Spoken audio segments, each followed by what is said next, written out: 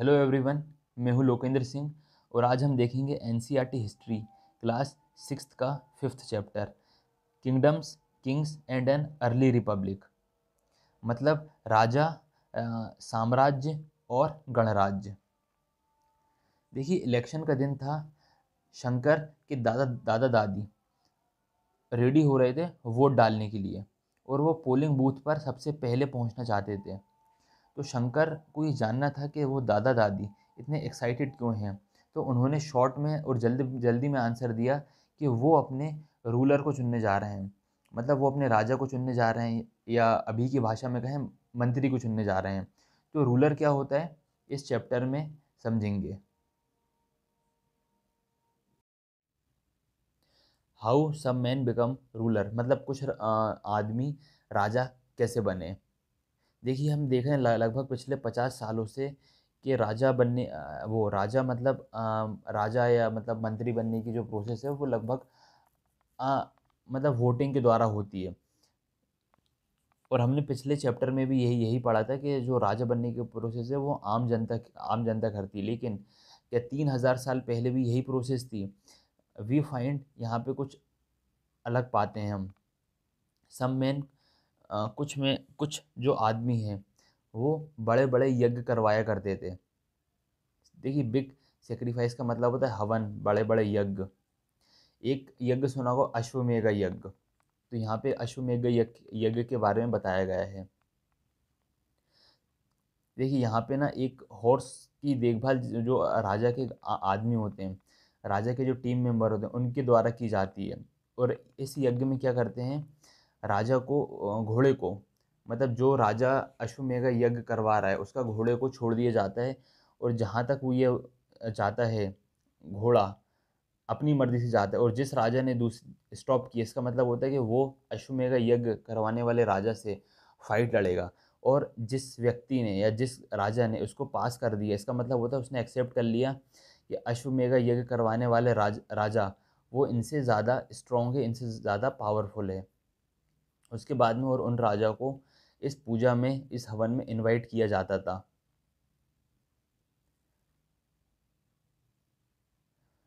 और इनवाइट किए, और ये मान लिया जाता था कि वो राजा अश्वमेध यज्ञ करवाने वाला राजा ज़्यादा पावरफुल है। और जिन राजाओं ने ये एक्सेप्ट करा है वो उस राजा के लिए गिफ्ट भी लाया करते थे। देखिए, राजा वो द सेंट्रल फिगर। देखिए, ये सेंट्रल फिगर होता है, बहुत मेन रोल रखाता है, जो कि टाइगर की खाल पर बैठता है। और चैरियट जो इसका सारथी है वो इसमें इस हवन में वो इम्पोर्टेंट रोल प्ले करता है। और इस अश्वमेध यज्ञ में इसके वाइफ और सन, बहुत ही कम रिचुअल्स होते हैं इसमें। और और बाकी के जो अदर राजा हैं, उसके नेबर हैं या जिनको इनवाइट करा है, वो सिंपली बैठ के उस इस पूजा पाठ को देखते हैं। ये जो परफॉर्मेंस जो भी सेक्रीफाइस हो रहा है, हवन हो रहा है, उसको देखते हैं। और प्रिस्ट क्या करता है, जो राजा इस यज्ञ में बैठा है उस पर स्प्रिंकलिंग ऑफ सीक्रेट वाटर। देखिए, सीक्रेट वाटर का मतलब होता है पवित्र जल, स्प्रिंकलिंग का मतलब है छिड़काव। देखिए, पूजा में होता है ना जैसे पवित्र जल छिड़कते हैं, तो राजा भी इस राजा के ऊपर पवित्र जल छिड़काव करता था। और ऑर्डिनरी पीपल, देखिए ऑर्डिनरी पीपल जैसे वैश्य हैं, वो क्या करते थे, राजा के लिए गिफ्ट लाया करते थे। लेकिन इस हवन में शूद्रों को एंट्री नहीं देते थे।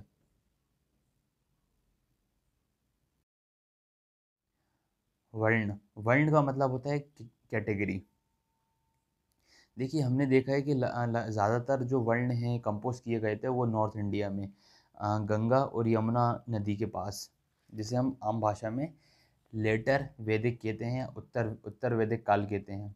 देखिए, हमने चैप्टर 4 में पढ़ा था लगभग 4 वेद हैं, ऋग्वेद, सामवेद, यजुर्वेद और अथर्ववेद। देखिए, इन वेदों में सोसाइटी को बताया गया है कि किसकी क्या क्या ड्यूटीज़ हैं, किसकी क्या क्या रिस्पॉन्सिबिलिटी और उनके फंक्शंस बताए गए हैं। अ, इसमें देखिए अलग अलग डिफरेंट ग्रुप ऑफ सोसाइटी, जैसे प्रेस्ट है, वरियर है, फार्मर है, हर्डर है, ट्रेडर है, क्राफ्ट पर्सन है, लेबर है, फिशिंग है, फॉरेस्ट पीपल है, कुछ रिच है, फार्मर, ट्रेडर बताया गया है। देखिए बेसिकली इसमें 4 कैटेगरी में लोगों को डिवाइड किया गया है, जिसमें से फर्स्ट है ब्राह्मण। देखिए इसमें बताया गया है कि ब्राह्मणों की ड्यूटी है वेदों की स्टडी करना, उनको हवन करवाना और रिसीविंग गिफ्ट। उसके बाद ये अलाउ किया गया है कि वो हवन के बाद गिफ्ट को रिसीव कर सकते हैं। देखिए सेकंड बताया गया है क्षत्रिय का। इनकी ड्यूटीज़ बताई गई हैं कि इनको लड़ाई लड़ना है और प्रोटेक्ट द पीपल, लोगों को प्रोटेक्ट करना है। और थर्ड जो बताया गया है वो वैश्य। इनको बताया गया ड्यूटीज़ बताई गई हैं कि इनको फार्मर मतलब किसानी करनी है, हर्डर चरवाहा और ट्रेडर। बोथ क्षत्रिय एंड वैश्य मतलब इन दोनों को अलाउ किया गया है कि ये पूजा पाठ कर सकते हैं। और लास्ट में बताया गया है कि शूद्र, इनको अलाउ नहीं करा है कि किसी भी प्रकार की पूजा पाठ करने के लिए। वुमेन्स वुमेन्स को और शूद्र को दोनों को एक ही कैटेगरी में रखा गया है, क्योंकि इन्हें पूजा पाठ करने के लिए अलाउ नहीं करते हैं। और इसका जो बेस्ड है वो बर्थ के बेसिस पे करते हैं, मतलब कि यदि किसी के पेरेंट्स ब्राह्मण होंगे तो उनके बच्चे भी ब्राह्मण ही माने जाएंगे। देखिए और इसमें एक कैटेगरी अनटचेबल। अनटचेबल कौन होते हैं? देखिए जो लोगों को कब्रिस्तान में दफनाने का या जलाने का काम करते हैं, और इन इन वेदों में इनको अनटचेबल कैटेगरी में रखा गया है। देखिए बहुत सारे लोगों ने इसको मतलब सही नहीं माना है, मतलब इसको ये जो सिस्टम है इसको मतलब सही नहीं मानते हैं कि बर्थ के बेसिस पे ये सब काम, मतलब बर्थ के बेसिस पे डिस्क्रिमिनेशन को सही नहीं माना है। और अ, हर व्यक्ति को अधिकार है पूजा पाठ करने का। हर व्यक्ति को अपना हर व्यक्ति पूजा पाठ कर सकता है।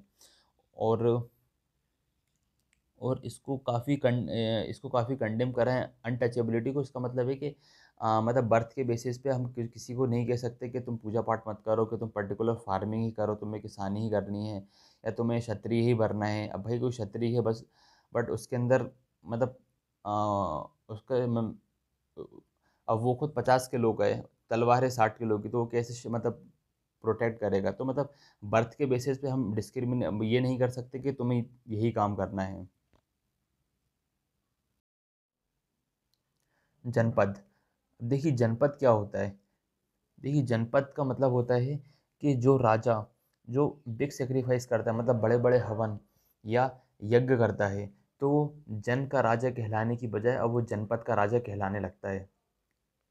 जनपद का मतलब क्या होता है? जनपद का मतलब होता है लोगों के रहने की जगह, मतलब जहाँ लोग रहते हैं उस जगह को जनपद कहते हैं। और आर्कियोलॉजिस्ट ने जनपद कहाँ कहाँ पाई? देखिए पुराना किला दिल्ली, हस्तिनापुर, मेरठ और अतरंजी खेड़ा और ईटाहा, ये सब उत्तर प्रदेश में हैं। और उन्होंने पाया कि वो लोग हट में रहते थे, मतलब झोपड़ी में रहते थे, और कैटल्स पाला करते थे उसके साथ एनिमल्स। और वो खेती किया करते थे राइस की, वीट की, बार्ले मतलब जौ की, पल्स की, शुगर कैन की, इन सब की खेती किया करते थे। और वो मिट्टी के मिट्टी के पॉट्स, घड़े वगैरह बनाते थे, जो कि नॉर्मली ग्रे कलर और रेड कलर के होते थे। वन स्पेशल टाइप एक उनका स्पेशल टाइप का पोर्ट था, जिसे ग्रेवेयर कहते हैं, और उसका एक डिज़ाइन थोड़ा ज्योमेट्रिक और लाइन पैटर्न में था। ये देखिए, ये रहा ग्रेवेयर। अब देखिए महाजनपद क्या होती है। देखिए लगभग 2500 साल पहले जो जनपद इम्पोर्टेंट ज़्यादा इम्पोर्टेंट बन गई, तो उन उन जनपद्स को महाजनपद कहने लगे। महाजनपद की ज़्यादातर एक ही कैपिटल हुआ करती थी, और ज़्यादातर महाजनपद को फोर्टिफाई कर दिया था। फोर्टिफाई का मतलब होता है किलाबंदी। आसपास जो किसी किले की बाउंड्री वॉल होती है ना, सपोज करिए ये किला है, और किले के आसपास जो बाउंड्री वॉल होती है बड़ी बड़ी, ये किले के पास, तो उसे फोर्टिफाइड कहते हैं। देखिए, और ये जो किलाबंदी की जाती थी, वो दूसरे राजाओं से अटैक के लिए और अपने प्रोटेक्शन के लिए की जाती थी। और ये जो किलाबंदी कहीं ना कहीं हमारी रिचनेस को, राजा की पावरफुल को शो करता था। और इससे क्या होता था कि अंदर के जो लोग हैं और उनको कंट्रोल करना थोड़ा राजा के लिए इजी हो जाता था। और इन बिल्डिंग्स के लिए, ये बड़े बड़े जो फोर्टिफाई करनी पड़ती थी, उनके लिए काफ़ी प्लानिंग करनी पड़ती थी। लगभग लाखों ब्रिक्स का यूज़ और स्टोन्स का यूज़ होता था। बहुत ज़्यादा लेबर लगते थे। मैन वुमेन चिल्ड्रंस काम करते थे इसमें, इस फोर्टिफाइड दीवार को बनाने के लिए। ये देखिए, ये एक फोर्टिफाइड है कौसाम्बी में, इलाहाबाद में। देखिए, अब राजाओं ने अपनी आर्मी मेंटेन करनी भी चालू कर दी धीरे धीरे। अब क्या करने लगे, वो अपने सिपाहियों को पेमेंट करने लगे एनुअली, है ना, किसी को सैलरी के रूप में कॉइन देने लगे। और अब कॉइन क्या होता है, कॉइन के बारे में हम चैप्टर नंबर 8 में पढ़ेंगे। अब देखिए, टैक्स की शुरुआत कहाँ से हुई। महाजनपद में। देखिए, अपन ने बिल्डिंगों को फोर्टिफाइड करवा लिया, बड़ी बड़ी बिल्डिंग बना ली और मेंटेन भी करने लगे ह्यूज आर्मी। अब हमारे पास अच्छी टीम है, अच्छा बड़ा महल है। अब उसको मेंटेन कैसे करें। तो इसको अब जो आर्मी है, हमारी सोल्जर्स हैं, सिपाही हैं, उनको सैलरी भी देना है। तो इन सब को मेंटेन करना मुश्किल हो रहा था। तो यहाँ से टैक्सेस की शुरुआत हुई। और टैक्सेस कौन कौन से थे।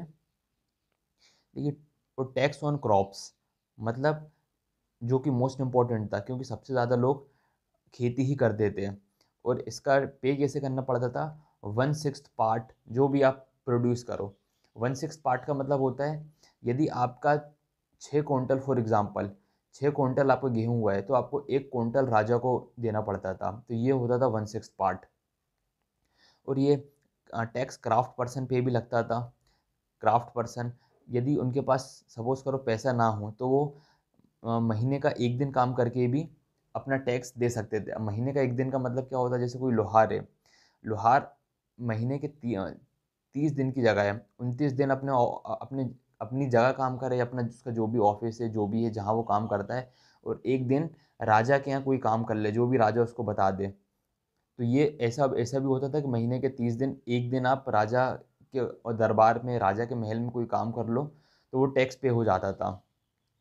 हर्डर, जो भी चरवाहा होते हैं, गाय भैंसे रखते हैं, जानवर पालते हैं, वो भी टैक्स पे कर सकते थे। कैसे, या तो एनिमल के थ्रू, या एनिमल प्रोड्यूस, मतलब किसी के पास गाय है, भैंस है, तो वो उसका दूध देकर भी टैक्स को पे कर सकते थे। टैक्स लगता था बिजनेसमैन पर भी, जो सामान खरीदने बेचने का काम करते हैं। और हंटर और गैदरर, मतलब जो शिकारी होते हैं और जो जंगलों से जाकर कोई जड़ी बूटी या फल फ्रूट्स इकट्ठे कलेक्ट करते हैं, उन पर भी टैक्स लगना स्टार्ट हो गया। अब चेंजेस इन एग्रीकल्चर, मतलब एग्रीकल्चर में क्या क्या चेंजेस आए। तो 2 मेजर चेंजेस आए एग्रीकल्चर में। देखिए, फर्स्ट तो हुआ है growing iron plug. Iron plug से क्या हुआ, ये हैवी होता है, सॉइल को टर्न बेटर करता है, जो वुडन प्लग रहता है, और इससे प्रोड्यूस ज़्यादा होता है। देखिए, प्लग इस टाइप का होता है, ये इस टाइप का। तो ये जो होता है, ये पहले वुडन का होता था। अब आयरन का बनने लगा। आयरन आयरन आयरन मतलब लोहे से क्या हुआ बेनिफिट। तो ये ज़्यादा ज़्यादा लॉन्ग लास्टिंग हो गया, लंबे समय तक चलने लगा, जो कि वुडन प्लग से काफ़ी बेटर था। और सेकंड है ट्रांसप्लांटिंग। ट्रांसप्लांटिंग मतलब जो चावलों के लिए यूज़ करते हैं। इससे क्या हुआ, इंक्रीज प्रोडक्शन बढ़ा, और इससे किसानों को बहुत काफ़ी बेनिफिट हुआ। और ये ज़्यादातर काम ये स्लेव मैन और वुमेन, मतलब दास और दासी करते थे, जिनके पास खुद की मतलब लैंडलेस, जिनके पास खुद की ज़मीन नहीं है। अ क्लोज़र लुक आ मगध। अब देखिए, मगध जो है कुछ टाइम के बाद एक मतलब मोस्ट इम्पॉर्टेंट महाजनपद बन गया, लगभग लगभग 200 सालों में। क्यों, इसके पीछे एक रीज़न है। कई सारी नदियाँ जो हैं वो इस महाजनपद से होकर गुजरती हैं, जैसे गंगा, सोन, मगध से होकर गुजरती है। और नदियाँ होने का मतलब क्या होता है? ट्रांसपोर्टेशन, वाटर सप्लाई और ज़मीन उपजाऊ है। The part of Magadh forest का एरिया। अब देखिए वहाँ जो फॉरेस्ट का एरिया, वहाँ से क्या करते थे, एलिफेंट को मतलब हाथी को पकड़ लिया और अपनी टीम में शामिल करते थे और उसे ट्रेनिंग दे देते, मतलब दुश्मनों से लड़ने के लिए। फॉरेस्ट से लकड़ियाँ भी प्रोवाइड होती थी, जिनका बेनिफिट होता था कि घर, बिल्डिंग बनाने के लिए, घर बनाने के लिए, रथ बनाने के लिए, तो लकड़ी का भी इस्तेमाल होता था। मतलब एक प्रकार से मगध का जो रीजन था वो पूरा प्रॉफिट में था।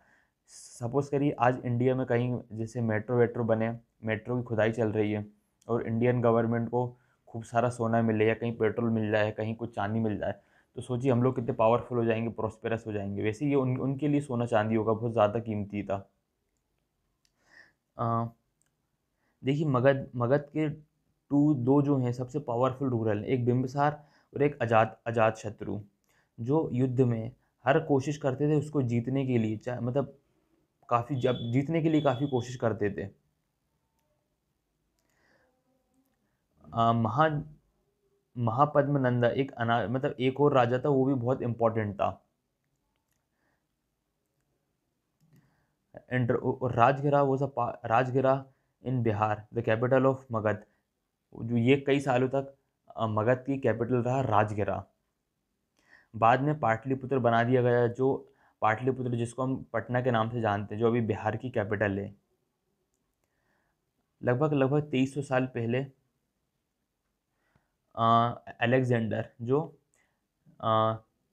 मैसेडोनिया, यूरोप का, जो पूरी दुनिया पर राज करना चाहता था, बट वो कर नहीं पाया। लगभग लगभग उसने इजिप्ट और वेस्ट एशिया पर कब्जा कर लिया था। फिर वो भारत की तरफ बढ़ रहा था, लेकिन 20 नदी के किनारे उसके सिपाहियों ने उसे मना कर दिया वो उसको जाने से। क्यों? क्योंकि उन्हें पता चल गया था इसके बारे में, इंडिया के पास बहुत बड़ी आर्मी है, बहुत सारे रथ हैं, मतलब घोड़े हैं, रथ हैं और बहुत सारे हाथी हैं। इससे वो लोग घबरा गए थे। अ क्लोजर लुक, वज्जी। देखिए ये भी एक पावरफुल किंगडम है, Vajji with capital of Vaishali. मतलब ये डिफरेंट, मतलब ये अलग है उससे थोड़ा, जहाँ पे जन और संघ के नाम से जानते हैं इसको। ये एक नहीं है, यहाँ कई सारे रूलर हैं, मतलब जन और संघ में कोई एक रूलर नहीं है, मतलब thousands of man rule together, मतलब कई हज़ारों लोग एक साथ रूल करते हैं और सारी रिचुअल परफॉर्म करते हैं। अभी करते कैसे हैं? वो कंटिन्यू मिलते हैं, असेंबली करते हैं, डिसाइड करते हैं अगर किसी से लड़ना है तो कैसे लड़ना है, कब लड़ना है, डिबेट्स करते हैं, है ना। फॉर एग्जांपल अगर किसी से युद्ध है तो अपने दुश्मन को कैसे अटैक करना है, तो वो मिलके ये सब डिस्कस करते थे। मतलब आपस में ही कोई राजा नहीं था पर्टिकुलर, एक इनकी सभा होती थी जिसमें से काफ़ी लोग, बहुत सारे लोग बैठकर मीटिंग करते थे कि यार अटैक कैसे करना है, क्या करना है, ये पूरी प्लानिंग करते थे साथ में। बट इस मीटिंग में, इस सभा में वुमेन और दास पार्टिसिपेट नहीं कर सकते थे। देखिए बौद्ध, बुद्धा और महावीर के बारे में हम चैप्टर नंबर 6 में पढ़ेंगे, जो अभी जन और संघ का ही पार्ट है।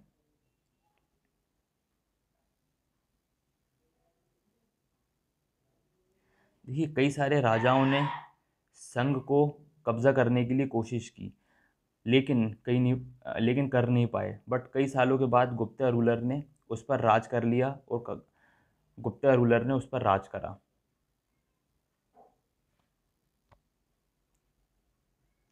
अब ये चैप्टर कंप्लीट होता है। चैप्टर्स की और समरी देखने के लिए चैनल को लाइक करें, शेयर करें, सब्सक्राइब करें।